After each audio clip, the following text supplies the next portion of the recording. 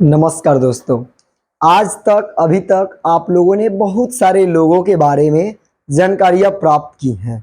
आज हम लोग एक महान आलोचक, निबंधकार, इतिहासकार और एक सुप्रसिद्ध लेखक रामचंद्र शुक्ल की जीवनी के बारे में पढ़ेंगे और इनकी जीवनी को बहुत ही ध्यान से सभी लोग समझेंगे। तो ये जो देखेंगे रामचंद्र शुक्ल, ये नाम से ही मालूम चल रहा है एक महान इंसान।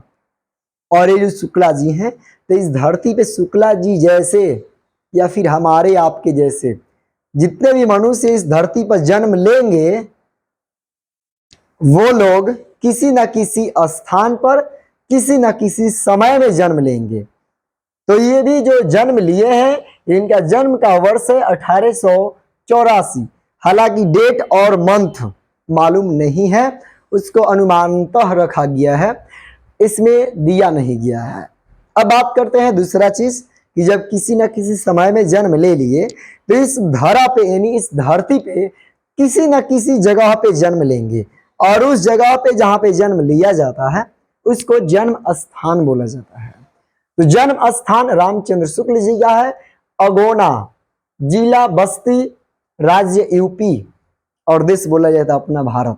यानी कि भारत देश में इनका जन्म जो है उत्तर प्रदेश में बस्ती जिला में अगोना गांव में हुआ है। ये बात क्लियर है। तो आप भी अपना जन्म स्थान और जन्म दिवस ये दोनों चीज हमें कमेंट में जरूर भेजिए। दूसरा चीज आप देखेंगे आगे कि जब जन्म लेते हैं हम लोग तो हमारा कोई ना कोई माँ बाप होता है। हालांकि यहाँ पे इनके केवल पिताजी का नाम दिया गया है, माता जी का नाम नहीं दिया गया है। तो इनके माता के नाम आप कमेंट जरूर कीजिए। तो रामचंद्र शुक्ल जी के पिता का नाम है पंडित चंद्रवली शुक्ल। आपको ये चीज मालूम चल गया कि रामचंद्र शुक्ल के पिताजी का नाम क्या है? पंडित चंद्रवली शुक्ल। अब ये चीज देखेंगे कि जब इंसान महान है, वो लेखक है, निबंधकार है, इतिहासकार है, इसका मतलब कि उसने शिक्षा ग्रहण किया है। तो इनको भी इनकी शिक्षा के बारे में बात करेंगे। रामचंद्र शुक्ल, तो रामचंद्र शुक्ल जो है इनकी शिक्षा Anglo Sanskrit jubilee school Mirzapur से 1898 में उर्दू और अंग्रेजी के मिडिल, मतलब कि अंग्रेजी जो है अंग्रेजी से अपना मिडिल इस पढ़ाई किए। लंदन मिशन स्कूल मिर्जापुर से 1901 में स्कूल की परीक्षा पास किए और फिर कायस्थ पाठशाला प्रयाग में इंटर में नामांकन, मतलब कि इन्होंने इंटर में अपना एडमिशन कहाँ कराए तो कायस्थ पाठशाला प्रयाग में इन्होंने इंटर में एडमिशन कराए। तो ऐसे आपका भी इंटर में एडमिशन कौन से स्कूल से, किस जिला में और कौन से राज्य में है, एक बार कमेंट जरूर करके बतलाइए। अब बात करते हैं आगे कि किंतु पढ़ाई अधूरी रही, स्व अध्याय द्वारा प्रभुत्व विद्यार्जन, मतलब कि इन्होंने इंटर में अपना एडमिशन कराया रामचंद्र शुक्ल जी ने, लेकिन इन्होंने इंटर की पढ़ाई पूरी नहीं की, इनकी पढ़ाई अधूरी रह गई और इन्होंने अपनी ज्ञान जो है स्व अध्याय द्वारा, मतलब कि खुद पढ़ाई करके अपना ज्ञान अर्जन किए। अब यह ध्यान देंगे आगे इनकी वृत्ति, तो जब ये पढ़े लिखे हैं, जब इनके पास ऐसा शिक्षा है तो इनकी वृत्ति रही। वृत्ति क्या रही? तो वृत्ति ये रहा कि 1904 में लंदन मिशन स्कूल में ड्राइंग टीचर, मतलब कि इन्होंने ड्राइंग टीचर के रूप में कार्य किया। 1908 में काशी नागरी प्रचारिणी सभा परियोजना में इन्होंने हिंदी शब्द सागर में संपादक, मतलब कि हिंदी में शब्द सागर के रूप में शब्दों को जोड़ने का, शब्दों को देने का कार्य किए। धनार्जन के लिए अनुवाद आदि, मतलब कि धनार्जन, धन को अर्जित करने के लिए, धन कमाने के लिए इन्होंने अनुवाद किया। नागरी प्रचारिणी सभा पत्रिका का संपादन भी रहे। 1921 से काशी हिंदू विश्वविद्यालय में अध्यापन और फिर 1937 में हिंदी विभाग अध्यक्ष काशी हिंदू विश्वविद्यालय, मतलब जो काशी हिंदू विद्यालय रहा, इसमें इन्होंने हिंदी विभागाध्यक्ष, मतलब हिंदी विभाग का इन्होंने अध्यक्ष भी रहने का कार्य किया।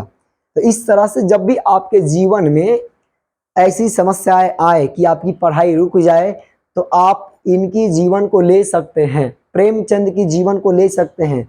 इनकी भी जीवन में पढ़ाई इंटर के बाद यानी इंटर में रुक गई और इन्होंने इतना नाम भी कमाया केवल शिक्षा के बदौलत, ज्ञान अर्जन के बदौलत। तो आपके जीवन में अगर पढ़ाई किसी कारण से रुका है तो आप डिस्टर्ब ना हो। अब देखेंगे इनकी प्रमुख कृतियां कौन कौन सी रही। तो इनकी प्रमुख कृतियों के बारे में बात करेंगे, मतलब कि इनकी प्रमुख रचना क्या क्या रहा, तो सुनेंगे ध्यान से। तो इनकी पहली रचना है मधुस्रोत, जो कि कविता संग्रह है। दूसरा है गोस्वामी तुलसीदास। इसके बाद जायसी ग्रंथावली की भूमिका, भ्रमर गीत, भ्रमर गीत सार इनकी ही रचना है।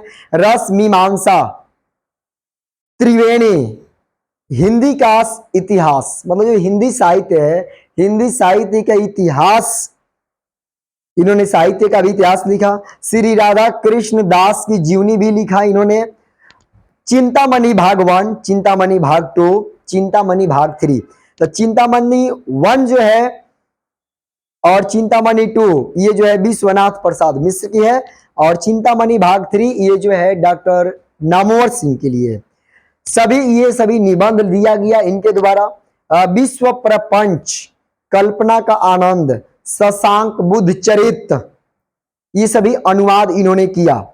अन्य कई अनुवाद, लेख, टिप्पणियां, विविध विषयक निबंध, प्रबंध पत्र पत्रिकाओं में बिखरे। मतलब ये सभी जो इनकी रचनाएं रहा, ये सभी इनकी रचना इनको महान बनाया और इनको एक निबंधकार, इतिहासकार और एक महान लेखक बनाने का कार्य किया। ये आलोचक भी रहे, सबसे बड़े आलोचक, यानी कि महान आलोचक। आलोचक का मतलब हुआ कि किसी भी चीज में कमियां निकालने हैं, ये जो प्रकृति है कमियां निकालने हैं, तो ये एक महान आलोचक रहे। मतलब कि इनमें किसी भी चीज की बुराइयां, खामियां निकालने में महानता हासिल है। किसको? रामचंद्र शुक्ल को। अब इनके बारे में और कुछ जानकारी लेते हैं कि आचार्य रामचंद्र शुक्ल हिंदी साहित्य के महान आलोचक, इतिहासकार, निबंधकार और लेखक थे। इतिहास, आलोचना और हिंदी के क्षेत्र में उनका अवदान युग परिवर्तक और अप्रतिम है। मतलब कि युग को परिवर्तन करने वाला इनका अवदान रहा। हिंदी भाषा और साहित्य की, विशेष रूप से हिंदी आलोचना और चिंतन की आधुनिक कवि और पहचान मूलतः इनके द्वारा ही प्राप्त है। स्वभावतः अगर बात की जाए तो स्वभावतः समय के साथ साथ उनका महत्व और अधिक बढ़ता तथा निखरता जा रहा है। मतलब सच में ऐसा जो आलोचक होता है ना, उसका प्रभाव और निखरता जाता है और आगे बढ़ता जाता है। आचार्य शुक्ल, मतलब कि आचार्य रामचंद्र शुक्ल, तो आचार्य शुक्ल ने हिंदी के सैद्धांतिक और व्यवहारिक साहित्य चिंतन को वैश्विक ऊंचाई, गहराई, व्यापकता और गंभीरता दी। उन्होंने साहित्य को जीवन जगत की वास्तविकता और गतिशील यथार्थ के सानिध्य तथा विकास, धार्मिक, ऐतिहासिक परिप्रेक्ष्य में रखते हुए विश्लेषित और परिभाषित किया है। दर्शन, मनोविज्ञान, इतिहास और समाज शास्त्र का अपनी कल्पनाशील अंतर्दृष्टि में समाहार और विनियोग करते हुए उन्होंने भाषा साहित्य की संपूर्ण परंपरा को युग अनुरूप नई अर्थवता से उद्भासित कर दिया। आचार्य शुक्ल का साहित्य चिंतन पुस्तकों में होकर उन्हीं में समाप्त नहीं हो जाता। मतलब कि जो चिंतन है पढ़ने के बाद केवल किताबों में समाप्त नहीं हो जाता, उनकी आलोचना किताबों से उठकर हमारे जीवन में आश्चर्य और सहभागिता चाहती है। मतलब कि आश्रय और सहभागिता चाहती है। आचार्य शुक्ल के साहित्य चिंतन और आलोचना का राष्ट्रीय स्वाधीनता आंदोलन, देश और समाज की अवस्थिति, समाज और परिवेश जो है से प्रभावित अवस्थिति तथा दुनिया के पटल पर विज्ञान के विकास को गहरा संबंध था।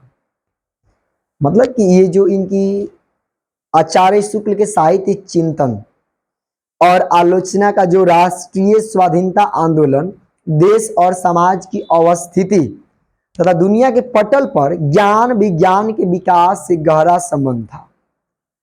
वे साहित्य को समय, समाज और परिवेश से प्रभावित मानते थे, किंतु यह भी मानते थे कि साहित्य इन सबको उतना ही प्रभावित भी करता है।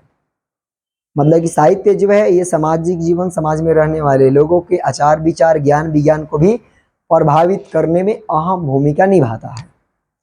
आचार्य शुक्ल की भाषा और विवेचना शैली गंभीर और प्रौढ़ है, किंतु उतनी ठेठ और सरल बोधगम्य भी। लेखक और आलोचक होने के साथ साथ वे हिंदी भाषा साहित्य के महान अध्यापक भी थे। और इनकी निधन की बात करें कि जो भी इंसान इस धरती पे महान बनता है, जो जन्म लिया है, उसका निधन भी होना जरूरी है, एकदम होना ही है। कोई भी अमर इस धरती पे रहने वाला नहीं है।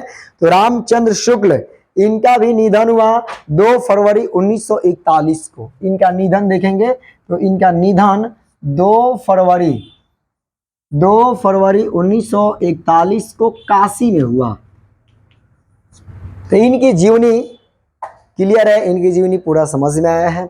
अब आप भी अपने जीवन में इस तरह से जब भी समस्याएं हैं, किसी चीज को अधूरा रह जाए तो घबराए नहीं, उस अधूरा को आप खुद खत्म कर सकते हैं। और इसी के साथ रामचंद्र शुक्ल की जीवनी को समाप्त किया जाता है। धन्यवाद।